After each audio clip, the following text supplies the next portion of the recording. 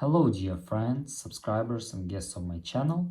In this video I want to show and tell you how to hide notifications on iPhone in 2024. This method works on iPhone 15. Please put your like, subscribe to my channel, share this video with your friends and let's get started. So, first we need to go to settings. After that we need to scroll down and click notifications. And here you must choose any application that you want to mute, for example. And here you must turn on this first setting. And that's all.